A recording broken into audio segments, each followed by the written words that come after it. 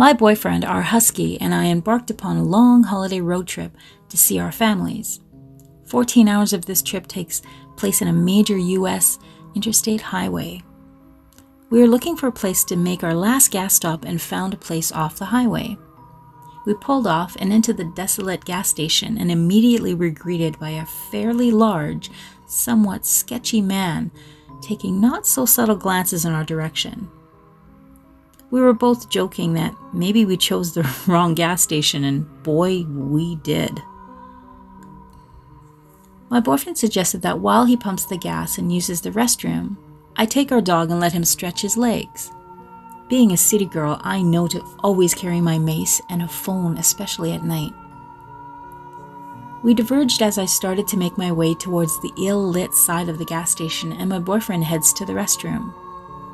I made it not 30 feet from our car when I was approached by a small chihuahua with no collar, who happily greeted our husky.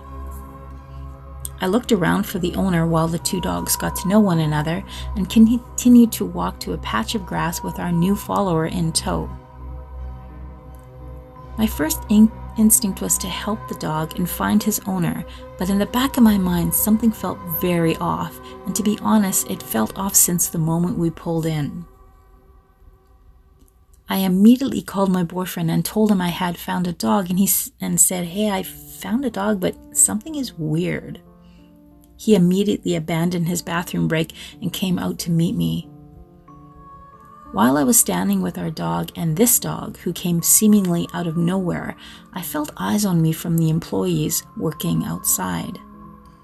My boyfriend expressed concern about the dog being loose so close to a major highway. He approached one of the employees who was changing the trash liner right next to our car. He asked the employee if he had any idea whose dog this was. In perfect English, he replied, "I don't speak English," and anxiously turned around to only continue the motion of changing out a trash liner. Then he continued to watch us chase around this dog until the dog led us behind the gas station. My boyfriend was 5 feet behind me as I followed the dog to the back of the store. Behind the store, 10 or so big rig trucks sat largely in the darkness, resting for the night.